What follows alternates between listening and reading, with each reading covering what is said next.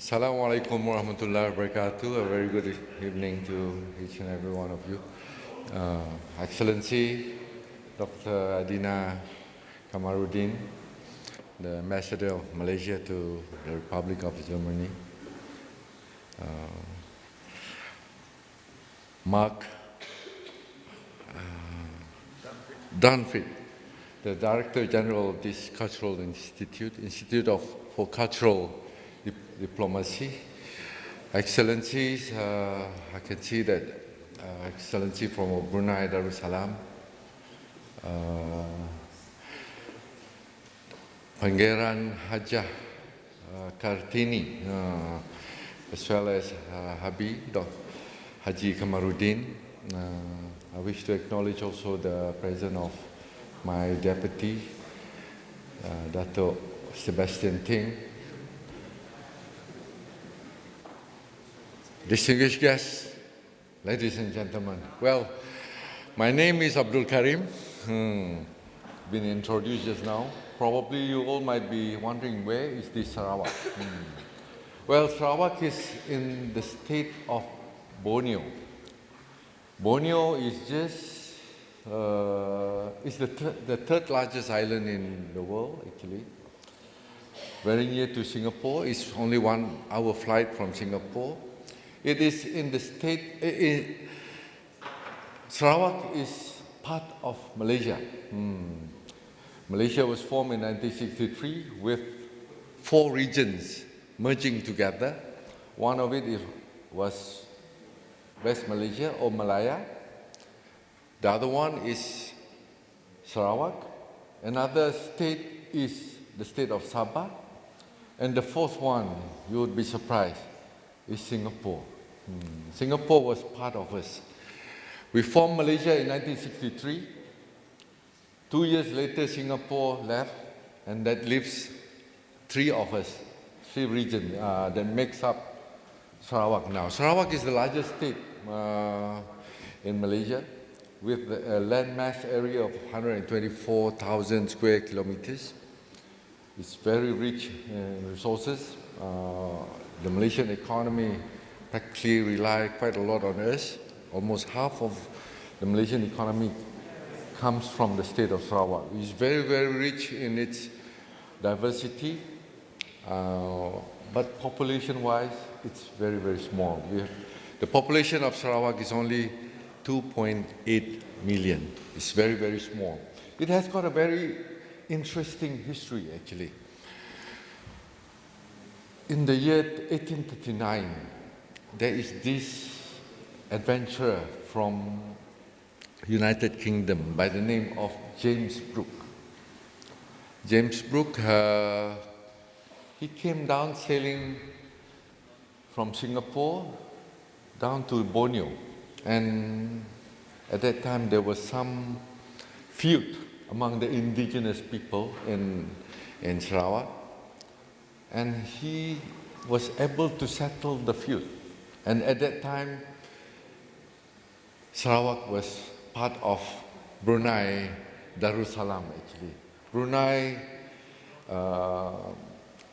was quite big. The influence of Brunei goes up to southern Philippines, down to Sarawak. And because James Brooke, a white man, actually, able to resolve the problems between the natives in Sarawak, he was asked to be the Raja or the king of Sarawak. And he stays on, him and his family stays on for more than 100 years. So if you are to see, Sarawak history is quite unique. Most of those Westerners, I would say, those who come into the East or those who come into South America, they face problem with the local, the indigenous people. But somehow, this Brooke family was quite well accepted, quite well accepted into Sarawak, and he was the one who brings in religion. He was the one who brings in education. I'm one of the product of that, because the school system in Sarawak is based on the British system. The administrative system is also based on the British system. Well, that is how it gets to be developed. And in 1963, as I mentioned just now, Sarawak, another region which was also part of the British colony before, Sabah, and Malaya, together with Singapore, they merged to form what we call Malaysia today. Well, Sarawak has got 31 different indigenous groups. It's very, very rich in culture, very, very rich in... When you have got 31 different races, ethnicity, so you will be having a real melting pot of culture. We are very, very rich in culture. We are very proud of that. Even the way of life, some of them, and even the way they build up their houses are different. There are those who live by the sea, there are those who live by the river, there are those who live in the highland areas of Sarawak. And each one of these races have got its own unique and diverse cultures, outlook, even the way they dress, the way they prepare their food, they are different. So these are the ones that we have been trying to preserve. Apart from that, Sarawak is very rich in its nature. The largest cave in the world, I would say, Mulu Cave, where one of its chamber, called the Sarawak Chamber, can fit in 40 jumbo jet, or 40 747. You can imagine how huge that chamber is. It's located in Sarawak, and Mulu Cave is one of those that UNESCO has given its accreditation as a World Heritage Site. And apart from that, another one is on the way, the Nia Cave, which we have already submitted to UNESCO, and we have got quite good feedback. I believe within this year, or probably next year, we have already submitted the dossier to UNESCO, and it should be recognized as another World Heritage Site for the state of Sarawak. Other things that we have an extensive area of destination based on 5 pillars. That is culture, adventure, nature, food, and festival. The land, our sacred bird is the hornbill. We call it the land of the hornbill has a rich and diverse ecosystem for adventurers to explore, including, as I mentioned just now, the UNESCO Heritage Site, Mulu National Park, famous for its limestone formation and some of the most remarkable caves on earth, like the Sarawak Chamber, the one that I mentioned just now, which can fit 40 Boeing 747 aircraft. For those looking to reflect upon ancient history, the one I also mentioned, Nia Cave, has got human habitation for the last 65,000 years. Nia National Park, where the Nia Cave is sited, is said to become another precious gem in Sarawak Natural Treasure Trove. As I mentioned, the dossier for that park has been submitted to UNESCO, and just before we came down to ITB Berlin, we have got the feedback that it will be given to us, hopefully this year. Our diverse ethnic heritage has made food culture, as I mentioned, when you have got 31 different ethnicity, food culture in Sarawak very rich and diverse, which is how our capital city, Kuching, the capital of Sarawak is called Kuching, earned its UNESCO Creative City Network title for gastronomy in the year 2021. Some of our must-try authentic dishes, we have got many types of dishes. Some are cooked in bamboos, some are from the wild, fern, so much so that one celebrity chef from France actually, the late Anthony Bourdain, probably you might have heard of him, the late Anthony Bourdain.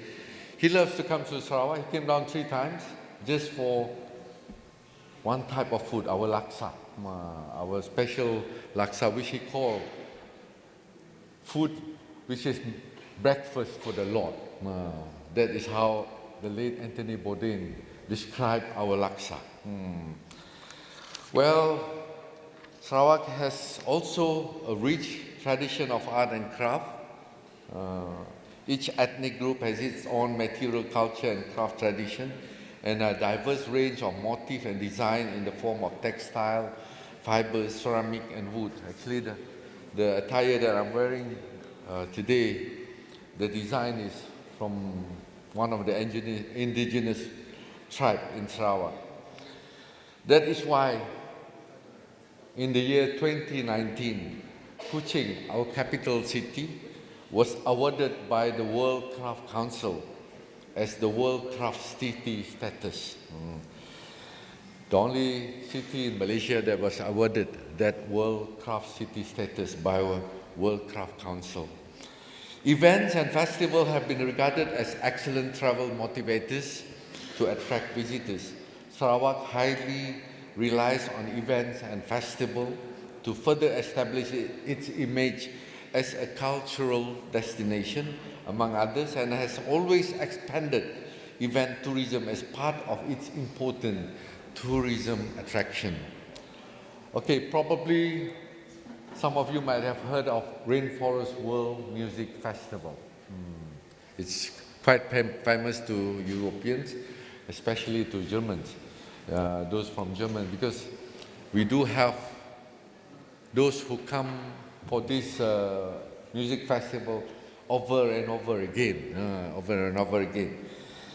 This year is going to be the 26th year of this Rainforest World Music Festival. It's going to be held on the 23rd and 25th of June 2023.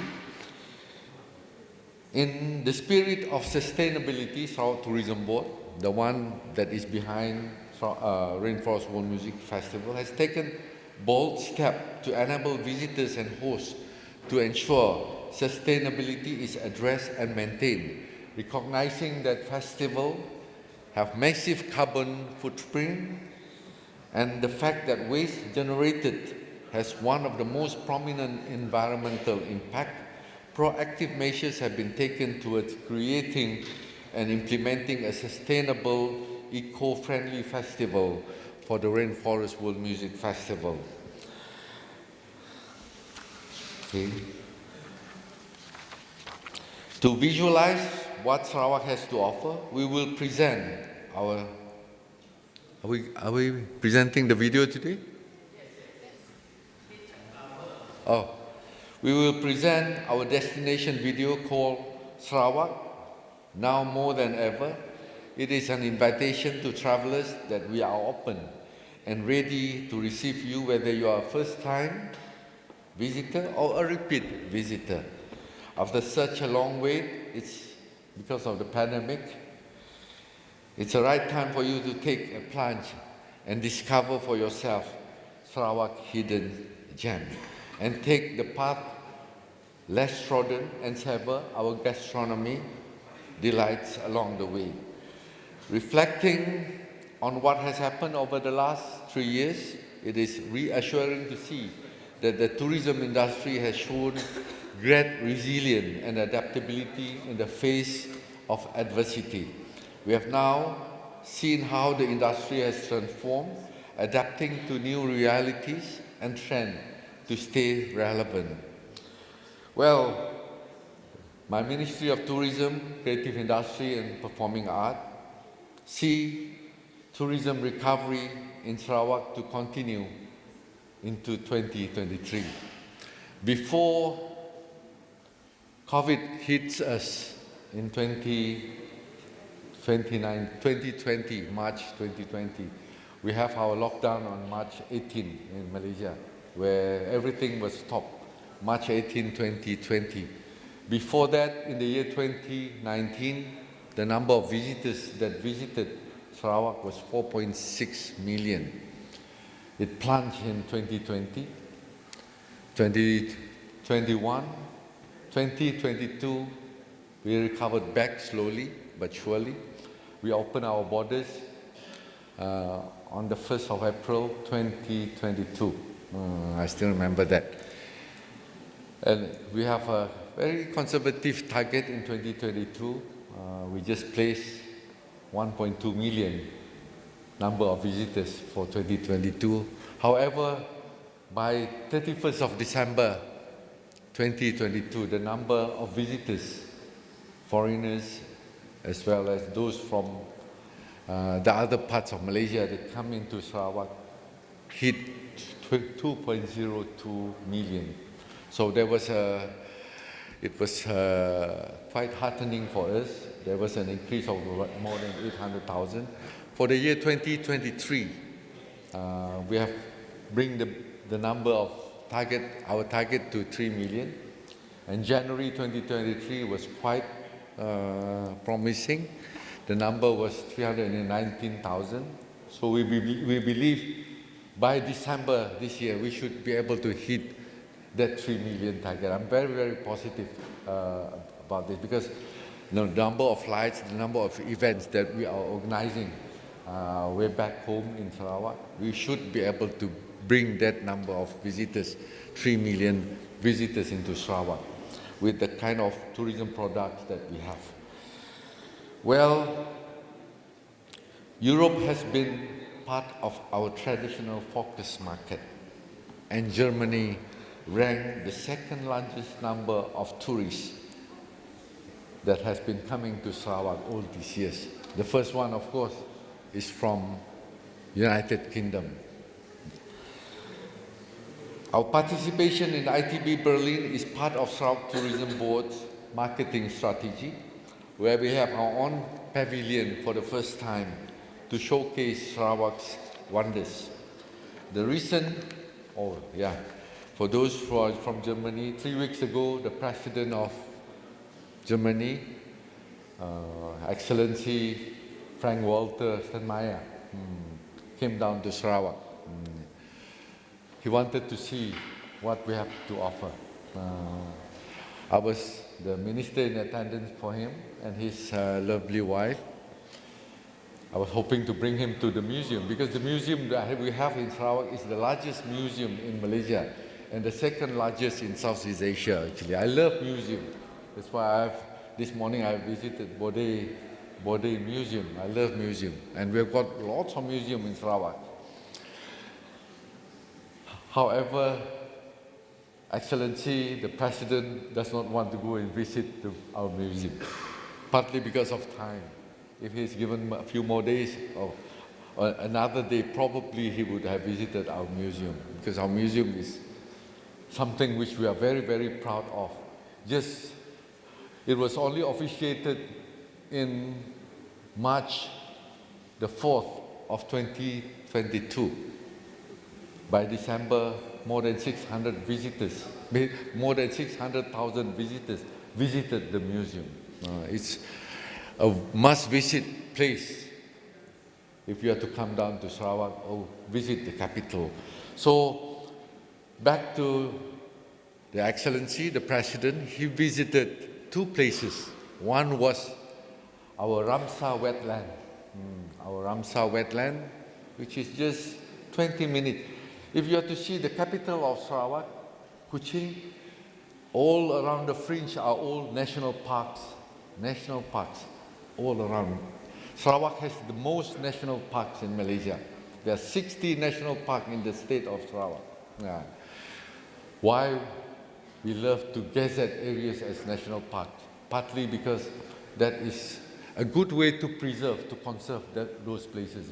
The moment it's being gazetted as a national park, the animals that are in those national parks could not be killed, The trees that we have in those national parks could not be chopped down. So in a way, it's good for nature. It's good for nature. That's why we have got so many national parks. So the president visited one of the national parks, which is the Ramsar Wetland Park. The other place that he visited was our Orang-Utan Sanctuary. Orang-Utan has been mentioned, probably you might not know. What is Orang-Utan? Orang-Utan is a primate. It is another form of monkeys, but can be very, very huge.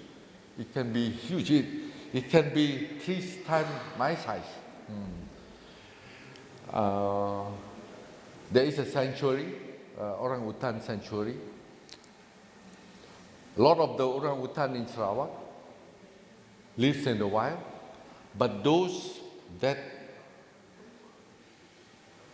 sometimes some of these indigenous people, they might have kept them as pets. If we come to know, we'll bring those orang-utan and place them in this sanctuary until they have get themselves acclimatized with the situation, then they will be released to the wild. So we've got about 30 plus orang-utan in that sanctuary.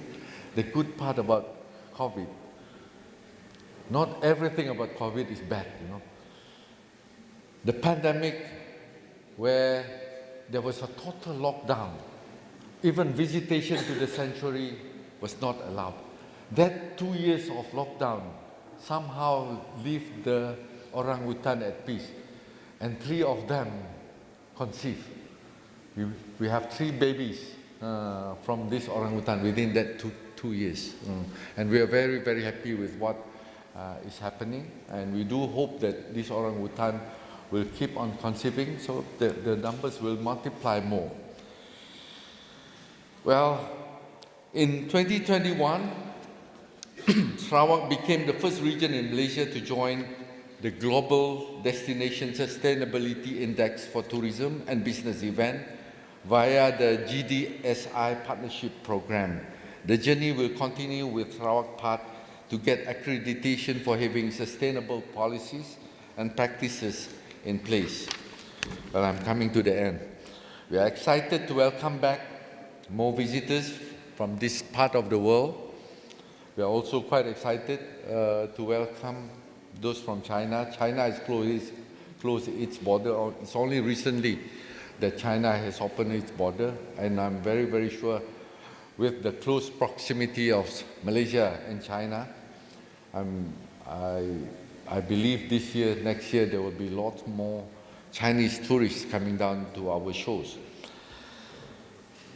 In conclusion, I invite all of you to come and discover Sarawak and experience the 5 tourism pillars, that is culture, the one that we are really advocating: culture, adventure, nature, food, and festival. We are very, very much unspoiled. Our rivers are very much unspoiled. Our jungle are very much unspoiled.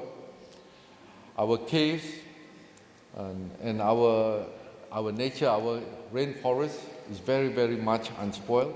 We promise you that you will have an unforgettable journey filled with new adventures, cultural discoveries, and moments of relaxation and tranquility once you are in our state. Without further ado, let us all enjoy our new destination video shortly. Sarawak, now more than ever. Thank you.